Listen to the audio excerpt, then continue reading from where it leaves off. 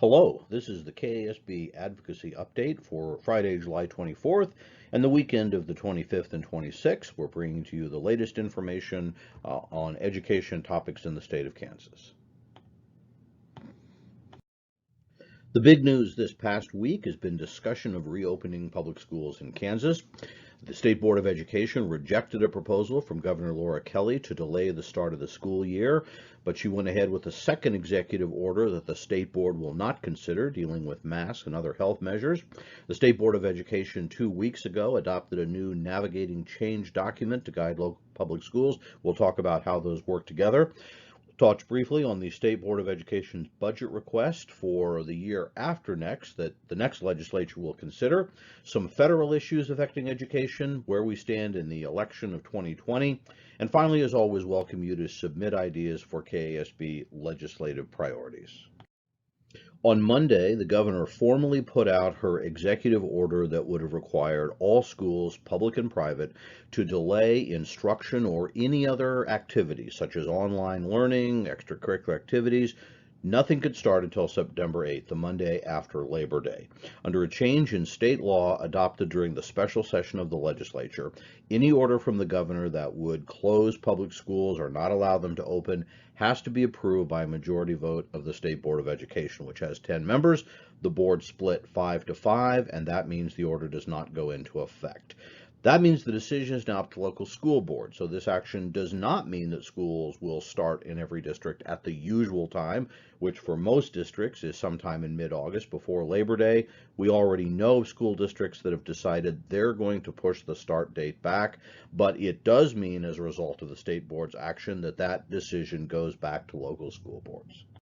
Also on Monday, the governor issued Executive Order 2059, dealing with K-12 school health issues. And there are four basic things in this order that all districts will have to comply with, unless some circumstances develop that we'll talk about in a few minutes. Number one, wearing of masks or face covering is required for virtually all persons in schools almost all the time. There are exceptions only for children who are not students of the district, under 5, persons who cannot wear masks because of health issues or disability reasons, or because of work safety or job requirements. But in virtually every other case, well, an exception is made for eating, but in all other cases, masks must be worn at all times in all schools, public and private. Second, the order directs that all persons maintain a 6-foot social distance, except for brief incidental contact, which is allowed, and in classrooms where masks are worn. So if you've got a classroom where all students are wearing masks, which is required by the first part of the order, in any case, you do not have to maintain the social distance. And then in workspaces within a school that are not open to students or the public, where, for example, someone is working in an individual office or cubicles where you can maintain a physical distancing or physical separation, that social distance order does not have to stay in place. Third, hand sanitizing materials should be available in every classroom, and all persons in the school are to wash their hands at least once an hour all during the day. Finally, temperature checks are to be required daily of all persons entering school for the first time. This would mean all students. Now, it does not mean the temperature checks have to take place lining up outside the school building. Could be done on buses, but it basically means there has to be a verified temperature check for everyone entering a school once a day the first time they enter the school. This order is to take effect August 10th, meaning all of these requirements around masking, etc., does not have to be followed between now and the 10th of August, but after that date it is to be in effect. The order does not distinguish between public and private schools or between accredited or non-accredited schools. Now, one of the first questions that started happening, and this continues to be a point of debate as of the time we're recording this, is whether counties can opt out. So under the change in state law during the special session, county commissions are authorized, if they go through a process of consulting with their local health officials, to modify, and modify can mean completely repealing, statewide health restrictions. That's why the governor's order several weeks ago on masks in public places was opted out by about 90 of our 105 counties. So the question is, can counties opt out of this order? Well, the governor has said she does not believe so for several reasons. Number one, she or her staff or attorney has said that because this does not affect the working of counties, but instead of schools, it doesn't apply to counties. Another way of thinking about it is because it only affects schools, K-12 schools, it would not be considered statewide. Now, what does this really mean? Well, we may essentially not know unless a county attempts to opt out. We understand the Attorney General has been asked for an opinion. In a news interview, the Attorney General, Derek Schmidt, said he believed that counties could opt out, and he went farther and suggested that school districts could opt out on their own. That's not an interpretation that we'd heard before. The KASB legal staff has tended to think that the language of the law would allow counties to opt out. But the issue is the order will be in effect in all districts, in all schools, until or unless any county tries to opt out. And at that point, we just have to see what legal process would be put into place. Similarly, the issue of whether school districts could opt out would presumably be part of an attorney general's opinion. But remember, an attorney general's opinion is just that, an opinion. Ultimately, this might have to be resolved in court. Now, the state law, as it stands now, that was changed in the special session, says that any governor's order are enforced by a civil penalty. It's not a crime, it's a civil penalty with up to a $2,500 fine per violation. But the enforcement is not done by the governor, it's done by the attorney general or a county and district attorney. And in the governor's order, she says that these officers, the attorney general or city or county attorney, should, quote, use discretion and consider the totality of circumstances in enforcing this law. What does that mean? Well, again, this is rather uncharted territory. We're not sure. But as it stands now, the law is that these 4 requirements are in place in every district unless there is official action by a county or potentially a school board to say, we're going to go through a process of not doing it. And ultimately, then, this may have to be resolved through the courts. So that we've gotten a lot of questions on this. What happens if a school district doesn't follow this? Well, again, we would have to see how the enforcement mechanism would play out. We've been asked whether there could be funding could be withheld from districts. Well, there's nothing in these orders or state law that would apply to school funding, but it's certainly possible that school districts and potentially school boards or school board members could be subject to the $2,500 violation if an action was brought against them. Bottom line is, in terms of the enforcement, there's a lot we don't know. What we do know is the specific parts of this order that have been put into effect. Now, while the governor's orders have received a lot of attention, also this month, the State Board of Education adopted a guidance document called Navigating Change. They did that on July 15th at their monthly meeting. Key thing to understand here is that most provisions of this document, of this guidance, are recommendations or options. They are not specific requirements. I've described this document as really having 2 purposes. Now, this is my summary, not anywhere officially in the document, but its goal is to help students and staff be safe when learning is taking place physically at school and to make learning more effective if it is taking place away from school. And there's basically 3 major components of this document. One, rather brief, is to talk about funding for remote learning. In other words, if students are being taught away from school in a remote setting, studying at home or whatever that looks like, and the district is counting those days as learning, unlike last spring, there has to be more documentation of what is taking place, documentation of interaction with the student. The second and biggest part of the report is identifying essential learning outcomes for students divided into grade bands. So, for example, pre-K through 2 is one grade band. Upper elementary is another. Middle school and high schools. There are four, four grade bands, and within each of those, this document tries to go through all of state learning standards and saying these are the most important things students must master within the area of grades, within kind of this age group. And then finally, the report under operations spells out specific suggestions, again, for the most part, not requirements, but recommendations or options for making the physical school activities as safe as possible within the pandemic. Throughout the document, there's consideration of what are called 3 different learning environments.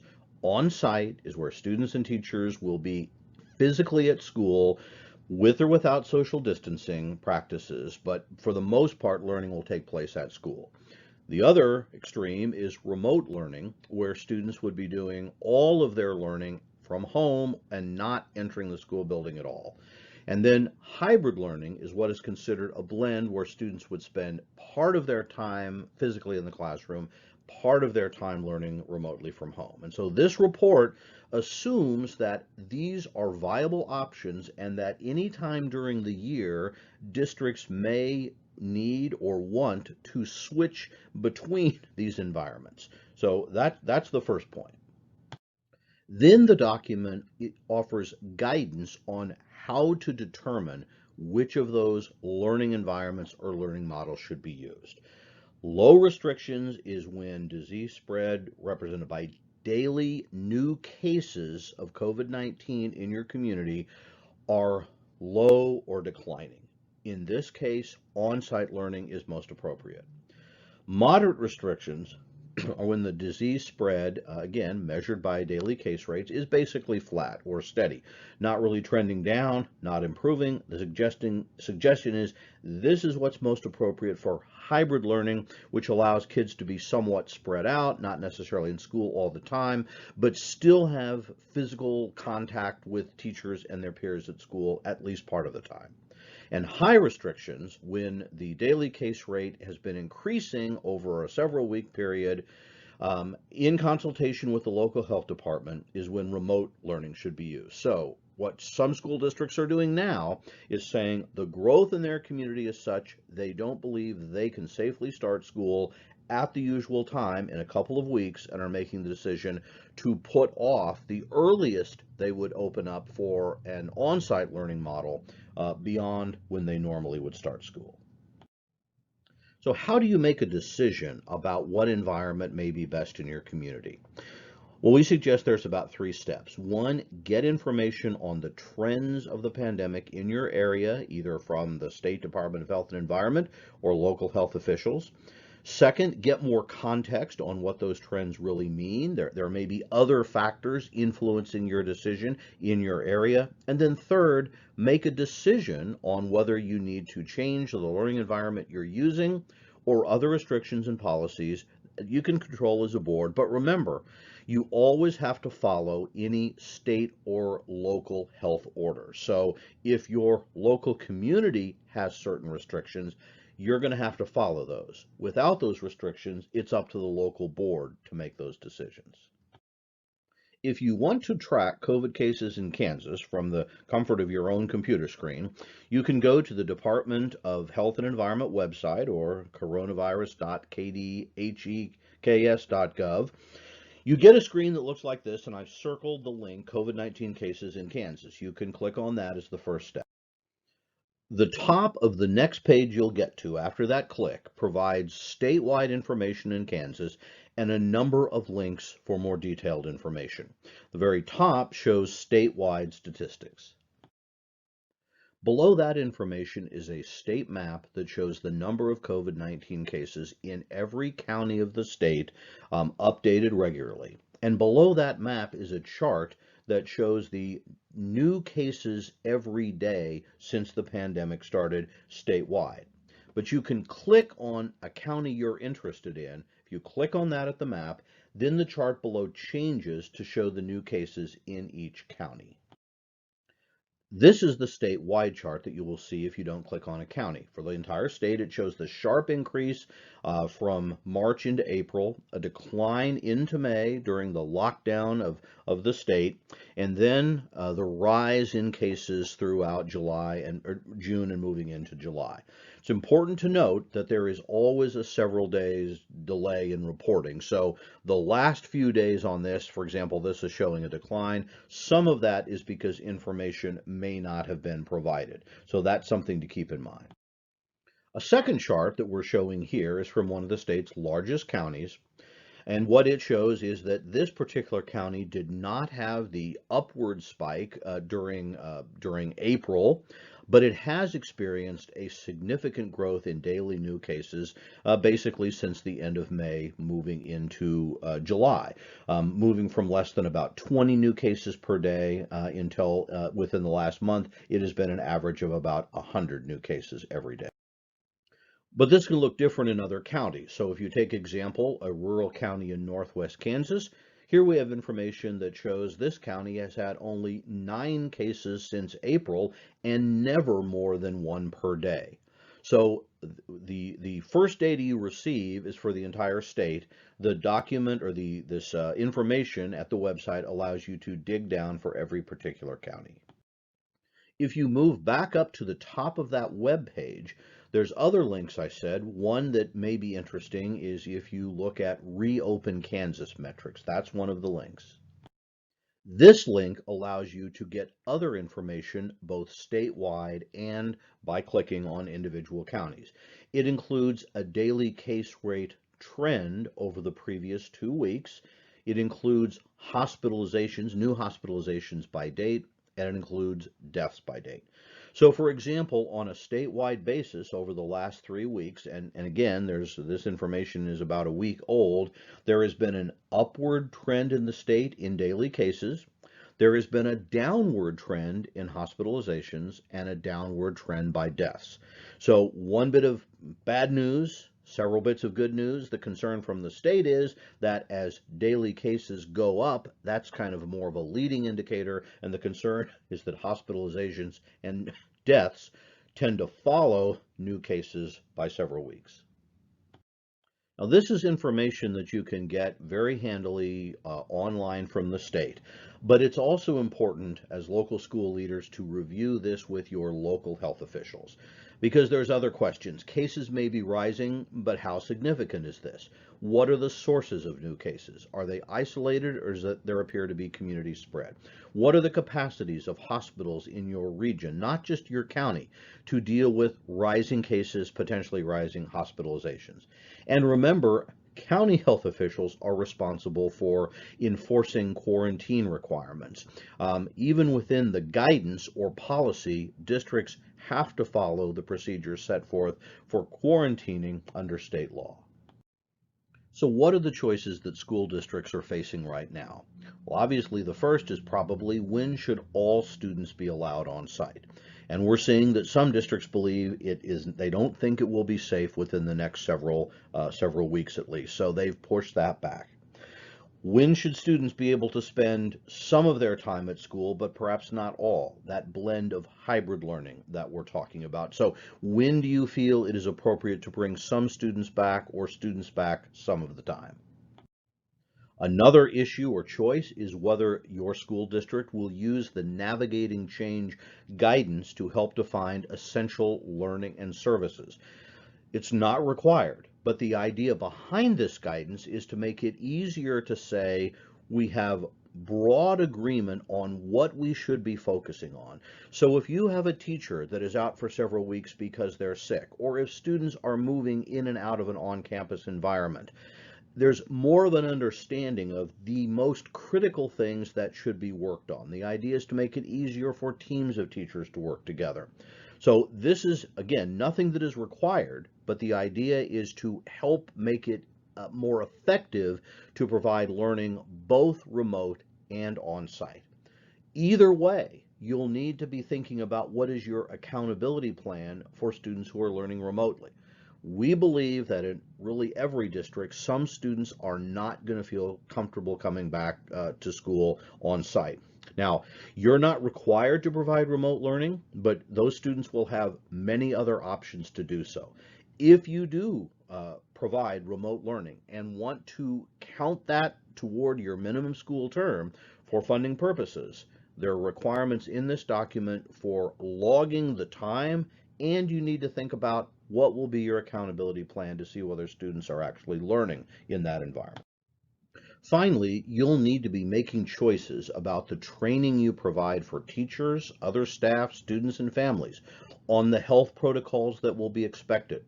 If you have remote teaching and learning, will they be able to manage that effectively? An improvement over last year when we know in the spring many teachers were not comfortable with that environment. Students and families also had their own difficulties. And finally, do you have the supplies for personal protection devices, masks, hand sanitizers? Do you have the capacity for social distancing? And do you have the support within your community from your staff and others to meet safety requirements and guidelines?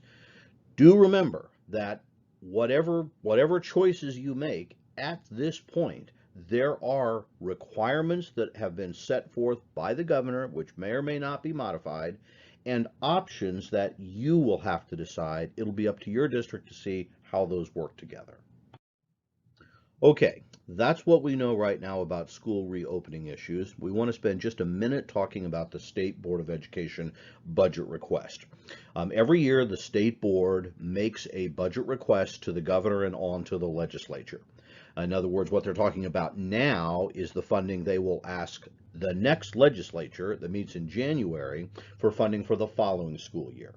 What's a little bit different than traditional is the legislature has already approved most funding for major school finance programs as a result of the Gannon school finance settlement. They've already authorized a $100 million increase in funding for base state aid and small increases in local option budget aid, because local option budgets will tend to go up along with base state aid. And we know the estimated increases required in state aid for capital outlay and bond and interest funding. Finally, the legislature had agreed to a $7.5 million increase in special education state aid. The only real difference the Board of Education did is asking for a further $20 million in special education aid to try to stay at the same percent of excess cost. The state calculates every year what part of the extra costs of providing special education services are being covered by state aid. According to state law, that's supposed to be 92%. We're far below that, and even with a $7.5 million increase, it's expected to drop farther next year. The board is asking for the money that is estimated to simply keep at the same level. And it's important to understand that even though these funds have already been appropriated, funding could be cut by the legislature or cut by the governor if revenues fall short and the state general fund is facing a deficit. For the next part of this presentation, I'm going to hand it over to Leah Fliter and show and have the presentation that we made Friday at our advocacy update. Thanks, Mark. As if you don't have enough to be concerned about at the state level, there are also a number of federal advocacy issues that we are tracking for you and that you need to be aware of.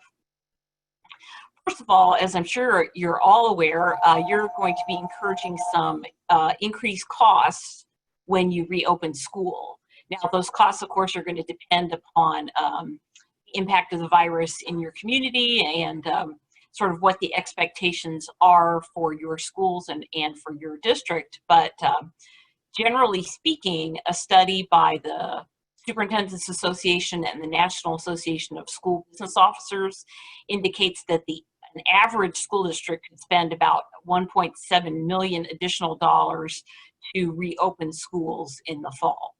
And as a result of that COVID pandemic, and of course, as a result of the pandemic's impact on state budgets, there is a continuing and increasing call for additional federal spending, federal appropriation to help school districts and states and local governments respond to the additional expenses incurred as a result of the virus. So there is a new stimulus bill being prepared in Washington, D.C., literally as we speak. The Senate leader yesterday referred to it as CARES 2, so we'll kind of start from that as a basis. There are several levels of funding being discussed, and that will be negotiated and sausage be made as we move towards the enactment of this bill, which Congress would like to get done in the next about 3 weeks, because after the first week of August, they will be back in their districts for a few weeks campaigning for re-election or for election to different offices before they go back after the Labor Day holiday. So the House Democrats proposed and the House passed back in May the HEROES Act, which you've heard of, I imagine, off and on. That has a total education funding level of $286 billion. The Senate Democrats introduced a bill back at the end of June, which has $381 billion total for education spending. K-12 gets $175 billion out of that. And then the Senate Republicans announced just, I believe it was yesterday, that they have agreed on a structure in discussions with the White House. We don't have a lot of details with that yet, but what we do know is they're talking about a general overall figure for education, that's K-12, higher ed, and other items of $105 billion. So you can see there's a wide range of funding there that's being debated, and it's going to take some work by us and by our friends, that means you and your school districts to help that happen. One of the things that we do want to talk about sorry, my mouse is going a little bit nutty here. There we go. We'd like to talk to you specifically here about the homework gap. This is, as you probably know, the homework gap refers to the inequity of student access to reliable home broadband internet. And as we know, about 70,000 Kansas students were experiencing problems with home internet access before the COVID pandemic. And that is, sorry, these slides are advancing by themselves. I'm going to blame the gremlins. So, and we know now from a new study that more than 150,000 Kansas kids are now struggling with access to reliable internet service at home. As a result, over the summer, there were bills introduced in the U.S. Senate and the U.S. House, identical bills, well, similar bills, and they are called the Emergency Educational Connections Act. And what you need to know about that is it would appropriate $4 billion to help schools and libraries purchase internet-enabled devices, purchase Wi-Fi modems and routers and Wi-Fi hotspots to provide to students who need to learn remotely. KASB, the NSBA, the superintendents, and several prominent non-education advocacy groups participated in Homework Gap Day of Action this past Tuesday, where we hit social media pretty hard asking Kansas members of Congress to support this $4 billion to fix the homework gap or to help close the homework gap in the newest round of stimulus funding, or as we're starting to refer to it, HERES 2. That Homework Gap Day of Action did reap some response. We got some media interest in a story on KSN. The reporter was based down in Greensburg, Kiowa County. She talked to the superintendent there. So we got some good coverage of that advocacy push, and that is something that we need to continue because, as I mentioned, the CARES 2 Act is going to be a battle between different houses of Congress and between the different political parties, and we do have an election approaching. And so if this is an issue that is critical to your school district, and I think it probably is for many of you, we need you to continue those advocacy efforts as you perhaps see members of Congress when they're back in the districts here soon, and as this debate picks up steam over the next about 3 weeks. And if you need some information and some help and maybe some resources on what you should say or what you should know about the homework gap and how to advocate to close it, feel free to click on that link there that is at the bottom of the screen. And we have downloaded for you the National School Boards Association's Homework Gap Advocacy Engagement Toolkit. That's what we used this past week when we were tweeting and posting on Facebook. It has great talking points. It also has visuals that are sized for either Facebook or Twitter. So as we like to say sometimes, steal without guilt and use all of those resources to help you advocate with your members of Congress and even really with your local community for the importance of equitable access to the internet for all students in Kansas. Any questions about the homework gap and what that might entail?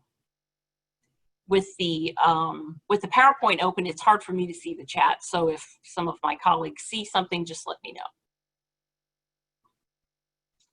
So yet another rule that we're having to deal with on your behalf is a proposed rule from the Department of Education that would direct school districts to direct some of the CARES Act money that you have received. The rule would direct you to allocate some of that money to your local private schools, but instead of allocating funding to private schools for on a Title I population basis, which is how you receive the money from the state, this rule, which has the effect of law, would direct you to allocate that money to a local private school that provides services to at-risk children. You would have to direct that money based on the total population of the private school, as opposed to the number of children actually at risk who attend that private school. That gets a little bit in the weeds, and if you want to talk about that offline, we can. But it's certainly not something that KASB and other public education advocates support. The Department of Education has pushed back on our opposition to this, and they say that only DC insiders are opposed to helping all children, and so KASB and a number of the other state school board associations, as well as the National School Boards Association, will be filing comments opposing this rule to show that it's not just the mythical inside the Beltway folks who oppose this rule.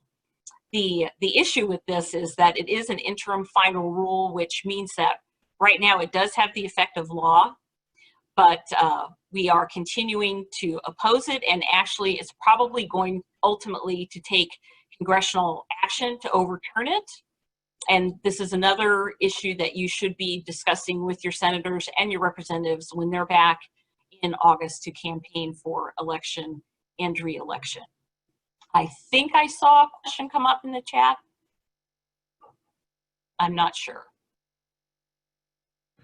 Leah, I think the question was, again, back on kind of the COVID protocol. So okay. We'll come back to that after. All right. I just saw it light up, so I wanted to make sure I wasn't skipping someone. Another issue sort of related to Secretary DeVos and her agenda for the Department of Education is school choice. And I purposely put quotation marks around that because school choice, as we know, often refers not to the student being able to pick a mythical perfect school, but rather that a school, usually a private school, could choose which students they want to admit under a school choice plan. And so this past week, a couple of members of the U.S. Senate introduced the School Choice Now Act in the U.S. Senate. This bill provides one-time funding of up to 10% of any emergency education aid that's appropriated here in the next few weeks to scholarship granting organizations for private school or homeschooling costs. The bill would also appropriate annually $5 billion in tax credits for private school or homeschooling expenses. That's a figure that has been batted around quite a bit, actually, since DeVos became the education secretary. That's a figure that has been submitted, I think, every year in President Trump's budget request for the Department of Education, and that's always been turned aside by Congress, which is good news. However, what we need to watch for and what we may be asking for you to get engaged on advocating against is that we believe that this School Choice Now Act will probably be used as a bargaining chip in the CARES 2 negotiations. And so, one side may say, well, if you want us to give more money to K-12 schools, we'll do that, but in return, you have to let us give some additional money to private schools for vouchers, something like that. So this is something that we're watching. There's going to be a lot of moving pieces here over the next few weeks, and on top of everything else you have to deal with. So we are monitoring it for you. That's why you have an association to work on your behalf, but just please keep an eye out in case we ask you to engage against this provision. Changing course here for just a moment. I know many of you have been consulting the CDC recommendations that they issued in May around reopening schools. There was some mixed reaction to those guidance documents when they came out. Some folks felt they were pretty prescriptive, rather overwhelming. I think the president criticized them as too harsh. So last night, I think about 8:30, lo and behold, the long-promised revised guidance for preparing for a safe return to school was posted on the CDC website. We've included a link to that on our reopening resources page, which you can find if you go to the KASB website and click on the reopening roadmap to reopening graphic that you see. You click that and it'll take you to this page, and you'll want to scroll down to national resources, and we give you a link to the CDC revised guidance document that was issued last night. The interesting thing about the revised guidelines is it does sort of change some of the recommendations that were issued in May. For instance, in May, we were told that every student should be screened for symptoms, including having their temperature taken. And now the guidance says, well, perhaps you don't need to screen everybody's temperature because kids, react to COVID differently. I don't know if people are seeing weird scrolling on the screen, but something was appearing there, but now it appears to have disappeared. So, Leah, yes. May I just note, one of the questions that we had in the chat was over that is there conflict between this guidance and the governor's order? I certainly have not yet read all the guidance. I haven't either. Yeah, the key issue though is this is CDC guidance, and so right. my non-attorney opinion, take for what it's worth, is again, if it is an order from the governor or an order from a local health agency, you have to follow. You cannot be less restrictive than those, unless there are some of the other circumstances we've talked about. So this is guidance, just like most of the State Department recommendations are guidance or options. At this point, the executive order is an order. Thanks, Mark. So I've mentioned in the last few minutes that it would be a good idea for folks to engage with your members of Congress. That would be Senator Roberts and Senator Moran, and your member of the House of Representatives. And we have very helpfully provided for you on our advocacy tab of our website under federal education resources, we provided email and phone contact information for all the members of the Kansas delegation. Or if you prefer to engage via social media, we've given you that information as well. And so if you want to engage with them about the homework gap or private school vouchers or any of the other federal issues that we've discussed, please feel free to use those resources. Okay, any questions before I move on briefly? Okay. Well, as you probably know, we also have some elections coming up. We have a primary election August 4th and a general election on November 3rd. We've listed here some deadlines, and the deadline that you probably need to know about right now is that July 28th, just actually, just a few days from now, is the deadline for folks to apply for advanced ballots by mail for the August 4th primary election. So that's approaching pretty quickly. And as our state and federal elections are extremely important for their impact on school districts, we urge folks to make sure that they vote in the primary and the general election, either in person by advance voting, either that or by mail, or in person on the actual day of the election. Scott or Mark, did you want to add anything about the 2020 election? No, I think we're getting close to the end of the time, so just vote. Yeah, vote. And in fact, we have provided some resources for you to help bring you up to date on the issues and to help you communicate with local candidates who might be seeking your vote. It's a 15-minute video that Mark put together, Kansas K-12 Education Issues for the 2020 election. And we've also converted that to a podcast for those of you who prefer podcasts. So some good resources there to bring you up to date on what you need to know as you head to the polls in August and November. And then finally, we would like to ask you, given what you've heard today, if you'd like to post in the chat, or you can contact Mark or Scott or I individually, as we develop our advocacy positions for the state and federal level for 2021, what are some of your top concerns or priorities for action by the legislature, the State Board of Education, or Congress? Mark or Scott, did you want to add anything? No, just add some encouragement. We always want to remind you the positions that we take, that we advocate for, are based on what you tell us are your concerns.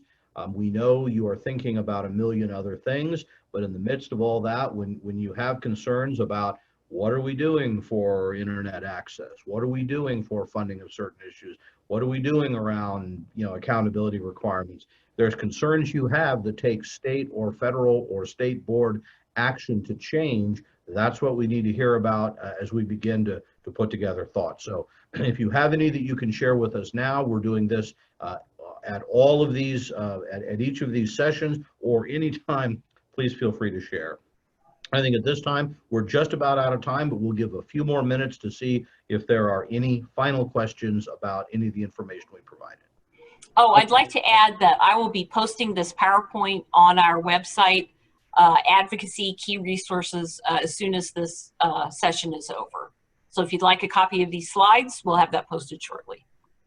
And I'd just like to emphasize what Leah was talking about, as what is going on in DC as far as the stimulus funding is extremely important. The governor has indicated without some stimulus help from the federal government, it would be hard not to make significant cuts in the state budget. And of course, that could always ultimately affect our funding. Good point, Scott.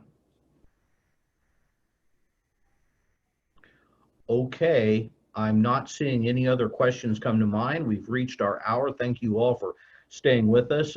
Leah, Scott, thank you so much. You can always send questions to us directly outside of this, and we will be recording, we have recorded this, we'll be posting this on our YouTube channel. So all your friends who've missed this, if they've got an hour to spend sometime over the weekend, send this link to them, tell them where to find it, and I'm sure you will make them very happy with your recommendation. Anything else I'm forgetting, guys? Oh, I see that Stacy Durstein from the KSN show was on with us. I wanted to compliment her on her work on that interview. She did a nice job summarizing some of the issues around internet access for kids. Hey, one thing that was a question that we didn't squarely get to, questions about sports practice and starting school. The State Activities Association is working on that, so I don't want to get ahead of them. They are aware that this is an issue out there, and they are promising to bring out their rules, guidance, or whatever shortly. So just keep watching with us and your other news sources for that information. And if there's nothing else, thank you. Everyone have a great weekend. We will see you, I believe, in 2 weeks. The first Friday in August, we'll be back unless some important bit of news happens. And really, what are the chances of that? Not much has been going on this year. So probably see you then. Guys, have a great weekend.